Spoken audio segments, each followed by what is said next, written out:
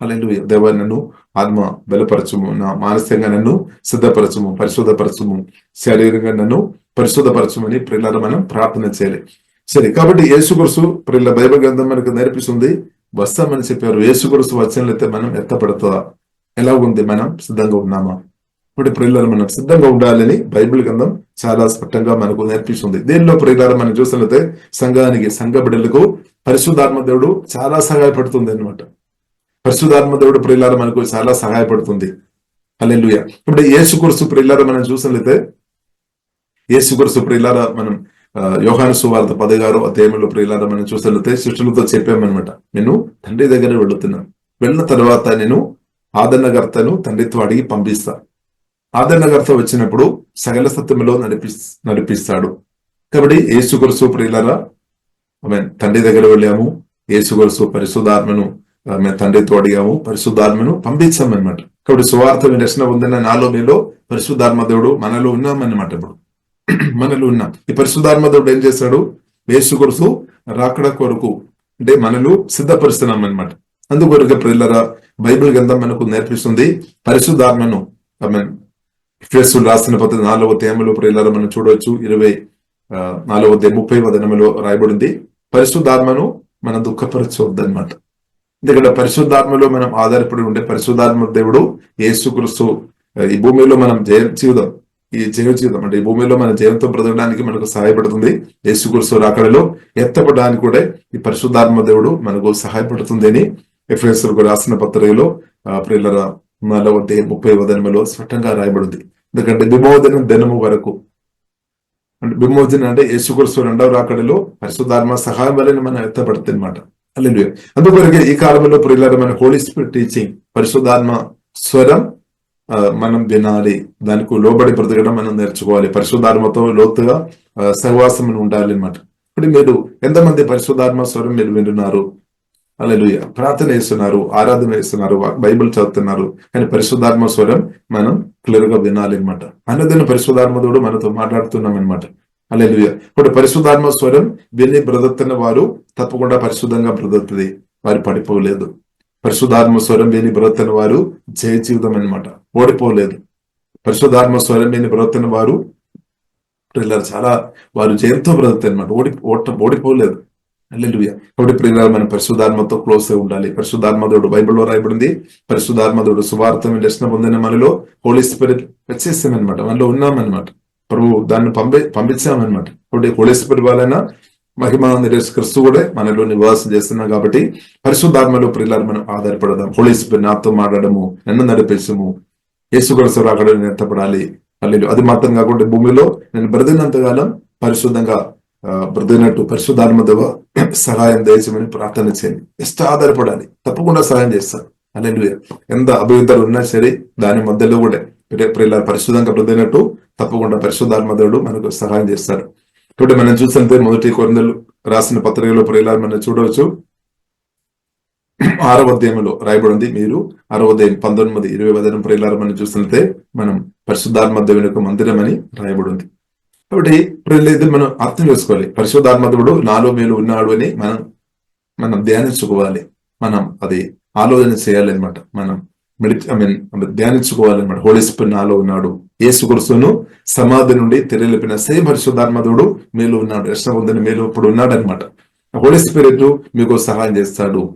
ఇప్పుడు మనం ఎవరు నాకు సహాయం చేస్తాడు, మనకు కొన్నిసారి మనకు ఆలోచన వస్తే ఎవరు నాకు సహాయం చేస్తాడు ఈ భూమిలో ఇప్పుడున్న బ్రతుకులో, నన్ను ఎవరు నాకు సహాయం చేస్తాడు, ఎంతో బ్రతైనట్టు, పరిశుద్ధంగా బ్రతైనట్టు, వాక్యానుసరంగా బ్రతైనట్టు, సమాధానం అనుభవించుకొని, సంతోషం అనుభవించుకొని, నెమ్మది అనుభవించుకొని, కాపుదల పొందుకొని ప్రభుత్వం కలిసి బ్రతైనట్టు ఎవరు నాకు సహాయం చేస్తాడని మీకు ఆలోచన వస్తాయి. దేవుని ప్రియులారా బైబిల్ గ్రంథం మనకు నేర్పిస్తుంది హోలీ స్పిరిట్ అనమాట. పరిశుద్ధాత్మ దేవుడు, దేవుని యొక్క ఆత్మ హోలీ స్పిరిట్ ప్రియులారా నిరంతరం సహాయం చేస్తాడు. ఇప్పుడు మనం ఆధారపడాలి. హోలీ స్పిరిట్ నాతో మాట్లాడము, నన్ను నడిపించుము, సకల సత్యములో నడిపించమని ప్రియులారా మనం ప్రార్థన చేయాలి, ఆధారపడాలి. అప్పుడు ప్రియులారా హోలీ స్పిరిట్ స్వరం వీళ్ళైన స్థాయిలో ఒకవేళ మీరు ఉంటే ప్రార్థనగా లోతైన అనుభవం అంటే సమయం ఎక్కువ గడపాలి అనమాట. ప్రభుత్వ సమయం అంటే ప్రార్థనల సమయం ఎక్కువ గడపాలి, ఆరాధనల సుధీలు. అప్పుడు మనకు అర్థమైపోతుంది హల్లెలూయా. కాబట్టి మరి ప్రియులారా మనం గమనించాలి, పరిశుద్ధాత్మ స్వరం చాలా ప్రాముఖ్యమైనది అనమాట. పరిశుద్ధాత్మ స్వరం ప్రియులారా చాలా ప్రాముఖ్యమైనది. హల్లెలూయా. ఈ స్వరం ప్రియులారా మనల్ని నిత్యం దేవునితో మనం ఉండినట్టు సహాయపడుతుంది. జీవంగల దేవునితో కలిసి బ్రదనట్టు పరిశుద్ధాత్మ దేవుడు మనకు తప్పకుండా సహాయం చేస్తాడనమాట. కాబట్టి మనం ప్రియులారా పరిశుద్ధాత్మలో ఆధారపడదా, పరిశుద్ధాత్మ దేవుడు మనకు సహాయం చేస్తాడు. హల్లెలూయా. మానసికమైన ప్రతి ఒత్తిడిను మనం ఓవర్కమ్ చేసినట్టు పరిశుద్ధాత్మ దేవుడు సహాయం చేస్తాడు. దుఃఖం, నిరాశ, బాధను ఓవర్కమ్ చేసినట్టు పరిశుద్ధాత్మ దేవుడు తప్పకుండా సహాయం చేస్తాడు. ఏ శోధన అయినా సరే, ఏ టెంపరేచర్ అయినా సరే దాన్ని ఓవర్కమ్ చేసినట్టు పరిశుద్ధాత్మ దేవుడు సహాయం చేస్తాడు. సాతాను ఒక ఏ తంత్రాలను సరే దాన్ని ఓవర్కమ్ చేసినట్టు వాక్యం ద్వారా పరిశుద్ధాత్మ దేవుడు మీకు తప్పకుండా సహాయం చేస్తాడు. కాబట్టి ఇప్పుడు మీరున్న ఆ సమస్యలను ప్రియులారా మీరు ఓవర్కమ్ చేయాలంటే హోలీ స్పిరిట్ స్వరం అవసరం అనమాట. యేసయ్య స్వరం, పరిశుద్ధాత్మ స్వరం. హల్లెలూయా. కాబట్టి స్వరం వినడం చాలా చాలా ప్రాముఖ్యమైన విషయం. స్వరం వినడం మాత్రం కాదు, వినాలి, దానికి లోబడడం కూడా ప్రియులారా అది కూడా దేవుడు ప్రవేశిస్తాడు. స్వరం వినాలి, లోబడాలి, అప్పుడు జీవన్ అనుభవిస్తామాట. జీవములో ఇంగ్లీష్ అవుతుంది. బైబిల్లో రాయబడింది ద కీ టు లైఫ్. అంటే కీ ఏంటిది అంటే లైఫ్, జీవంలో మనం ఎదగడానికి ఉన్న కీ, తాళపు చెవి ఏంటిదంటే మనం దేవుని ఒక్కోసారి వినడం, లోబడడం రెండు ఉండాలి అన్నమాట. కొందరు మనం చూసినట్టే దేవుని స్వరం విన్నారు, పట్టించుకోలేని పరిస్థితి. కొందరు దేవుని స్వరం విని, కొందరు పరిస్థితి మనం చూస్తున్నది అసలు దేవుని స్వరం వినలేని పరిస్థితి. కొందరు ప్రియులను మనం చూస్తున్న దేవుని స్వరం విన్నారు, దానికి లోబడతారు. దానికి ప్రభువా కన్నిక మరియ చెప్పినట్టు, కన్నిక మరియ దేవుని ఒక స్వరం విన్న తర్వాత ప్రభువా మీ చిత్తం అని లోబడామన్నమాట. ప్రభువా మీ చిత్తం. ఇప్పుడు దేవుడు ప్రియులను నాతో మీతో ఏదైనా మాట్లాడినప్పుడు ప్రభువా మీ చిత్తం, దానికి లోబడడం, సరెండర్ అవడం, ఆ మాటకు మనం లోబడాలన్నమాట. వారు దీవించబడతాయి. కానీ దేవుడు స్వరం, దేవుడు మాట్లాడిన తర్వాత కూడా లోబడలేని వారు దేవుని అనుభవించలేదు. అలాంటి ఉన్న ఒక గుంపు ప్రియులాలు మనం చూడవచ్చు. కొందరు మనం చూస్తున్నాము, దేవుడు మాట్లాడుతున్నప్పుడు ఆ స్వరానికి విని దానికి తగ్గింపుతో ప్రియుల తగ్గించుకొని ఆ స్వరం రిసీవ్ చేసుకొని లోబడి దేవుని పొందినట్టు ప్రియులారు మనం చూస్తున్నాం. ఇప్పుడు మనం ఏక గుంపులు ఉన్నాం. ఇప్పుడు మనం దేవుని స్వరం విన్న గుంపులు ఉండాలి, వినడం మాత్రంగా దానికి లోబడే గుంపులు ఉండాలి అని ప్రియులార జీవంగల దేవుడు ప్రియులార ప్రభు కోరుతుంది అనమాట. కాబట్టి మనం వినడం మాత్రం కాదు, దాన్ని లోబడే వారిగా ప్రియులార మనం ఉండాలి. ఇప్పుడు మనం చూస్తున్నది పేతురు దేవుని ఒక యేసయ్య పిలుపు వచ్చినప్పుడు, యేసయ్య స్వరం విన్నప్పుడు దానికి లోబడే. రాత్రి అంతా కూడా కష్టపడాము, ఒక చేప కూడా దొరకలేదు, అనుభవం అలాగే ఉంది. కానీ యేసు కూడా చెప్పిన అనమాట, నువ్వు లోతుగా వలేసుకోవాలి, లోతుగా వలేసుకోవాలి. లోతుగా వలేసినప్పుడు చేపలు పడుతుంది. కాబట్టి యేసుక్రీస్తు మాటని బట్టి తన అనుభవం పక్క పెట్టామన్నమాట. పేతురు తన అనుభవం, రాత్రి అంతా కష్టపడాం, ఒక చేప దొరకలేదు.